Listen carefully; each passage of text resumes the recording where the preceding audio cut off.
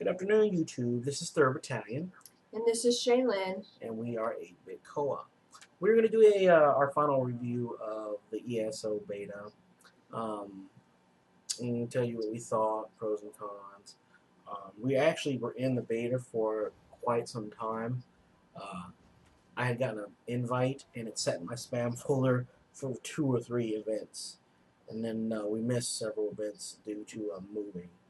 But we had what 12, 13, 14 events under our belt, something like that. At any rate, so we're going to go over some of the cons that we thought that could have been better in the game. Okay, combat. The first few levels, combat was kind of bland. It's like that for most MMOs, anyways, because you don't have a lot of skills. But uh, even though not having a lot of skills, it was still kind of a face roll. All the mobs were kind of easy. But on the other side of that, I also play with my wife. We play together. So it was always 2 of us. So that might have been part of it, part of the ease of the combat in the beginning. Although some other YouTubers complain about the same thing, saying the combat was very easy.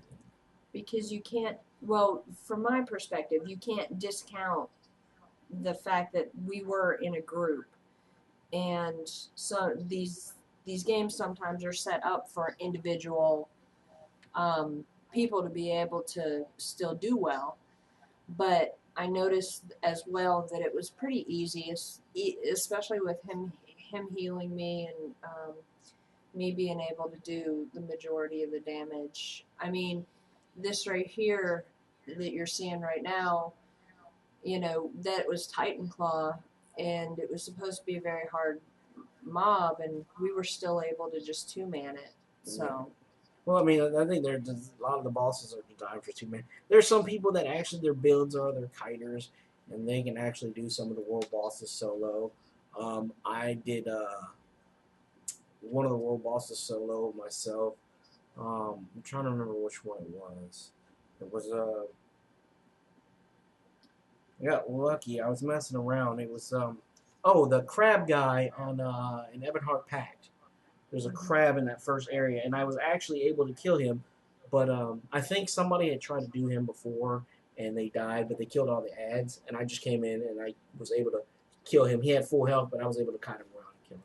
But I mean, those world bosses, they're supposed to be unique, but as far as regular mobs, like just one-on-one, it was a little easy. Um, But on the whole, I like how the skills are able to be leveled up. I like that, if they're active, you can level, your skills. I like that I'm not put in one particular pigeonhole. I can switch between, a staff and a bow, or even a staff, a bow, and a sword, which I didn't do. But I could if I had wanted to. So. Now, I noticed that once we hit about level 10, it did get a little harder. The mobs seemed to be a little smarter, and they started to come in packs of 2s and 3s. We were doing a dungeon, and like 4 mobs spawned. And I was just kind of like, oh, going through like I regularly do. Wasn't really paying attention because it'd been really easy up until then. The next thing I know, we're both about to die, and I'm spamming my heals. Part of that might have been because we weren't paying attention, but anyways, I've heard from people that have played some of the veteran stuff that it does get, especially towards the end game, it does get much harder. So we've only made it to level 25, so that's the only experience. Up to level 25 is all we had. Right. But I agree with him that the AI seemed to increase exponentially once we hit level 10. The dungeons, even the public dungeons, got more difficult, and it became a lot more enjoyable after that. Combat wise, crafting's a topic we'll talk about later, but one of the things I would have liked to see in the game was a lot of you played Morrowind. You're Morrowind gamers like me, and you miss things like crossbow and shuriken and spear. I would like to see more weapon types and more skills. You know, it'd be nice to see like a Morning Star or a flail or something. Like Dark Age Chain of Camelot. weapons. Dark Age of Camelot was the only game that I know of that has ever had chain weapons in a game. And And pull them off successfully. yeah, I did feel one of the things that I did not like about combat was even though they increase it, I love the collision detection. Some of the combat, like the impact, like I love blunt weapons, and I just like the sound of a blunt weapon smashing into a human face. It's there's a gratifying sound that it should make, like a crunch, and it just wasn't really there for me. You know, let's see. One of the things that I thought was kind of nitpicky, was you can't swim underwater. Yeah, I didn't like that you couldn't swim underwater. Yeah, I think they missed out with this because in Oblivion, I remember there was something hollow. It was one of the add-ons you got, but in order to get to it, you had to swim underwater. Underwater to get to it. Yeah, and I think they could have had they could have did something with the underwater. Not so much as underwater combat, but being able to explore more. I think that would have added like because there was a lake in Oblivion that I just wanted to go see what was in the lake, and I ended up swimming down there, and there was a cave, and I went through this whole cave, and there was a whole nother dungeon. Had I not went exploring, I would have never saw, because it didn't show up on the map. So, But the other thing is for crafters, there would be another opportunity for different types of recipes if you could get additional water hyacinths or kelp or something underwater that aren't available right now. yeah. Tofu, yay! Some of the issues I had were fixed with the add-ons, but I'm actually they just did the AMA and they talked about taking a lot of the add-ons away. So we are losing Oh, add-ons. So I think that personally, I think that's a horrible move because other people are complaining. Oh, well, they have add-ons and they can see what I'm doing. Well, we're you know nobody's forcing you to not use add-ons. So we're all being punished. Like, okay, we can't use add-ons because the interface in this game is really clean, but it's there. It's nothing. There's really no. I mean, there's no. I mean, it's very plain. It's very. It doesn't. There's no tooltips. It doesn't tell you much. And as a healer, being able to track buffs is huge for me because I need to know when to recast my buff. I do like right. scrolling damage numbers. Everybody likes scrolling damage. Who doesn't like to see that big, 500 in what are they, parentheses Asterisks. or asterisks come across your screen? Yeah. Everybody likes to see that. You know. And as you can see, the screen just changed, and this is taken from the DPS point of view. And one of the things I liked with this particular add-on is that it was able to separate. There were some errors with this add-on originally where, it would take into account everybody's and post everybody's damage. But I liked being able to see, when my Burning Talons fell off, when my Scorched Earth fell off, so that I could recast those spells. So I do agree with him as well with that one. But knowing, how long it would take to cast my heavy blow so that I wasn't always getting, just that niche short of, the heavy blow and still getting a partial blow on, like my bow. Partial charge, yeah. Yeah, the partial charge on my bow. On my blow. Um, okay, I will say this: this game is crazy fun. Absolutely. I had a blast playing this. We were actually playing WildStar. We were in the WildStar beta, and I'm not gonna harp too much on it, but I am just really. It's a tough transition. It's boring as hell, but that'll be that'll be It another is video. it is a tough transition because this game has ESO. I feel has such a vibrancy to it. The world is alive. There's a lot of crafting. There's a lot of things that are going on. However, your screen isn't very busy. No, Okay, your screen is as busy as you want it to be. My screen is a little bit more busy for some because I do have that add-on. But you know, in some other MMOs, the screen is just so busy that for me, it's difficult to track. Okay. I like the fact that any class can play any role. Granted, okay, you want to do crazy healing. Templar has a class. Their class skill is dedicated to healing. Templars, hands down, are going to be the best healing because they have the most options. Dragon Knights are going to be the best tanks, just because they have a line dedicated to tanking. That doesn't mean that you can't be a Nightblade or Nightblade tank and be just as successful. I do a little Templar tanking in some of my videos, and I found it fun. It was a lot more challenging because the lack of ways to get threat. But I mean, I like being able a game where you have the true play as you want.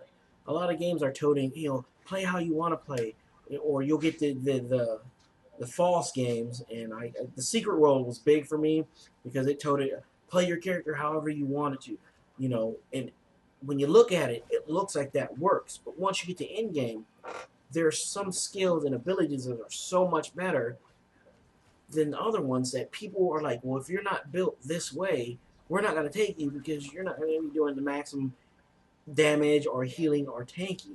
And it's sad, but they're absolutely correct.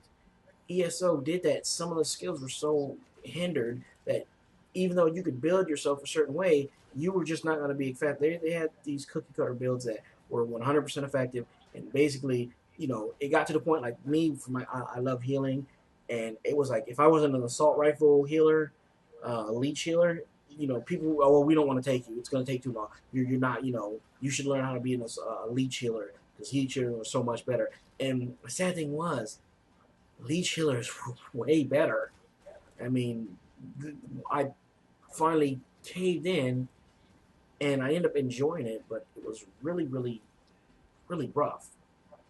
But it this game doesn't do that. It doesn't go, hey, this is you're not going to be as powerful as this person because you're not playing this role this way. Like I seen Dragon Knights in light armor with staves. You know, I seen swords with heavy armor using two-handed weapons. You know, I've seen medium armor Templar running around with a bow, doing insane damage. And I like that you could play the character how you really want to play. You pick an art type, not so much a class because you're not pigeonholed into Dragon Knights are tanks, so you got to play tank.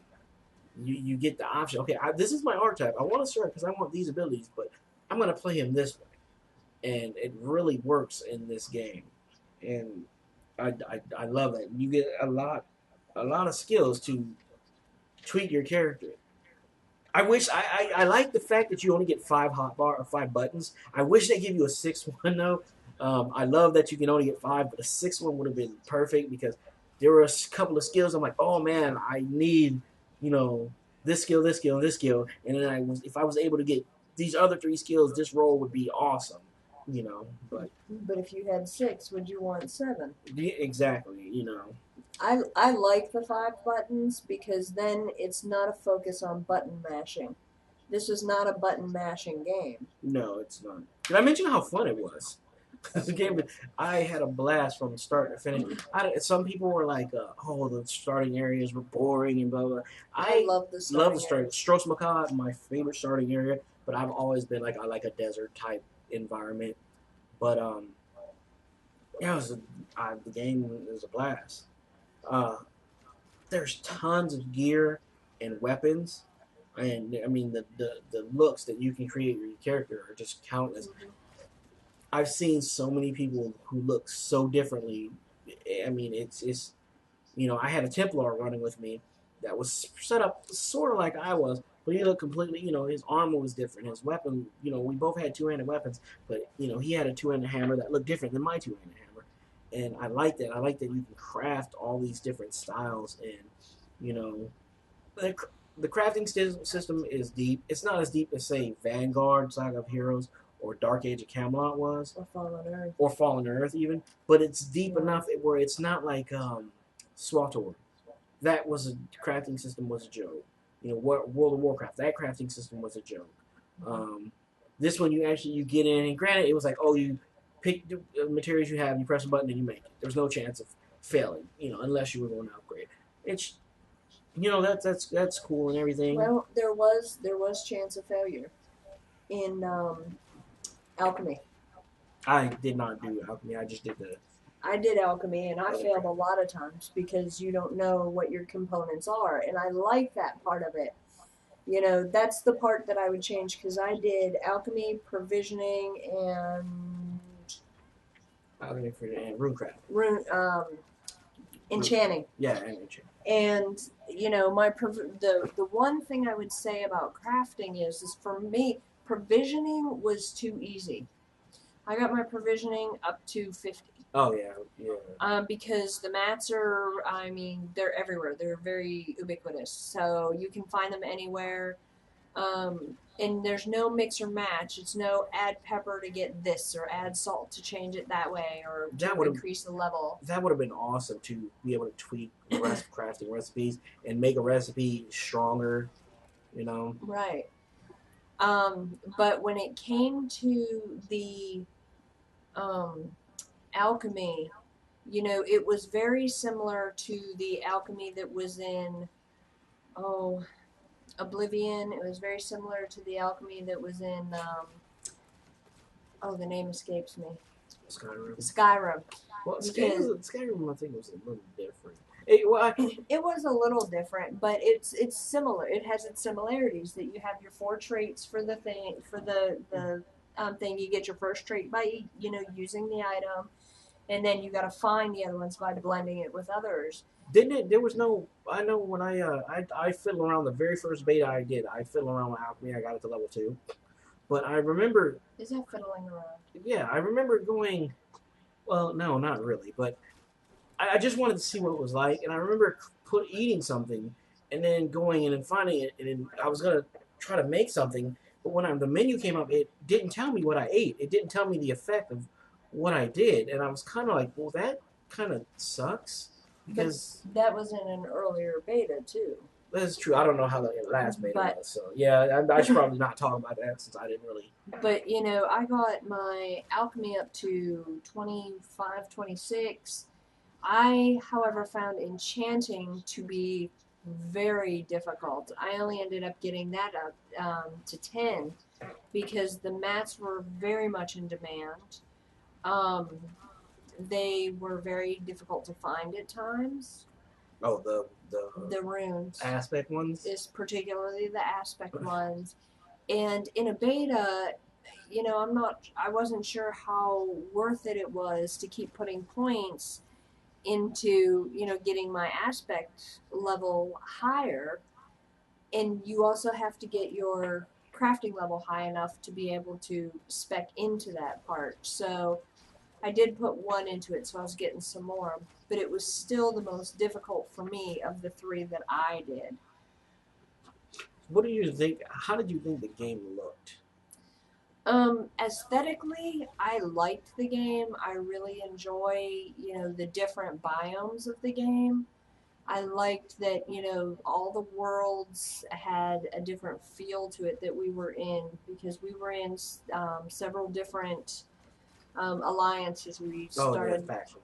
Factions. We started off in one, and then we switched to Daggerfall Covenant. But I liked being able to see the desert, the mountainous. It was just awesome. The detail. ESO was phenomenal on the detail. Yeah, when we first started playing, it was very raw, like unbelievably so. I mean, the textures weren't fleshed out. Like one of my biggest qualms is the way the armor looks like a second skin instead of armor sitting on a person's body. But it looks better now that they flushed some of it It does out. look They better. added some detail. Before, it was just very. It was actually when we first started playing the beta. It was. I mean, the game it looked horrible. It looked like a beta game, like a very early beta Very game. early. Well, it And was very early beta too. yeah, you couldn't even adjust the graphics for the most part. And I don't like how the shoulder pads sit about 3 inches above your Yes, shoulders. But that's just yeah, that is another thing I did notice. Like when I was crafting sometimes, or like if I had uh, medium armor, or it only did it with medium armor for some reason. I didn't have a problem. I don't think I had a problem with heavy armor, but the shoulder pads would like be floating like around where your ears ears were, are. and it was like, oh, I It was just like so 80s, and the so big shoulder pads. 80s shoulder pads exactly, But like Vanilla Ice and stuff but the like. game, Mhm. it looked. I think Yeah. graphically, it was stunning.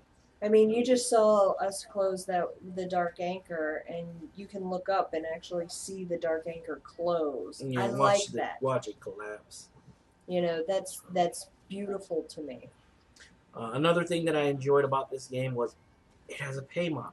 I love subscription I games. like I'm not going subscription to harp on games. this. I'm going to touch on this for about 30 seconds, and I'm going to move on because I know this is a bone of contention for some people. Um, Guild Wars 2 did not have a pay model, and the content sucked. We stayed around for a while. We blazed, through the game because it was extremely easy. Nobody ever wanted to run dungeons because doing the events were much faster to level up. We got to end game. There was no end game. We waited. There was a couple content patches. They all sucked. I noticed once the game launched, like they cut half their department down. Like 3/4 of the department was cut, and I just think a game that has a sub model is better because the content that you do get is going to be worthwhile because people are going to put their heart and soul into it because they're getting paid to. Well, for me, I think that if we pay, we can say. Yeah. That's my thought, and the way that we hurt them in their pocketbook is okay. Well, you're not going to do this, so we're going to reduce our subscriptions, Yeah. and that has made major changes. Yeah, people they listen to that when right. you start taking money away. Okay, hey, we're not listening, and They're putting leaving. their money where their mouth they're is. going to other games. So the last thing I want to talk about was exploration. People are complaining that this game is not a lot of exploration. It's very linear. I call shenanigans on that because I like the fact that their whole thing is I can't just get up and just go to a zone random way out in the middle of nowhere and start doing stuff. Okay, no, you can't. I like the fact that you can the zone you're in, you can pretty much explore the whole zone. Granted, you're going to get to the area where there's mobs that are going to be a little tougher, but there is plenty of exploration in this game. I mean, we found quests just running, and I remember we came on like this guy with a dagger in his back, like in the middle of nowhere. We were just exploring. He was not near any of the other quest hubs, and he started this long series of quests that led to another place that we would have never gone to, thinking, and that ended up being like a small quest hub, but. The other thing about exploration that I liked is that's how we found the majority of our public dungeons. Yeah. And the other thing that we found, which was a huge factor for me, was that's how we found our set bonus crafting places. Yes. Which was huge, being able to put those particular traits or whatever on the armor that you craft, and that is phenomenal. So I love the exploration. I love going around picking posies or whatever you want to say, looking at runes and stuff. But I love the exploration. So yeah. Well, that about wraps it up. Like I said, we overall I enjoyed the game thoroughly, and Absolutely. I anxiously look forward to launch. Absolutely. And this will be the game. Granted, we'll be playing WildStar just because we're YouTubers. We make videos. I'm not nowhere nearly excited about WildStar as I am this game. But yeah, this is the game we've been waiting for. So let us know what you think in the comments. Let us know what your experience was like. And hope to see you during lunch.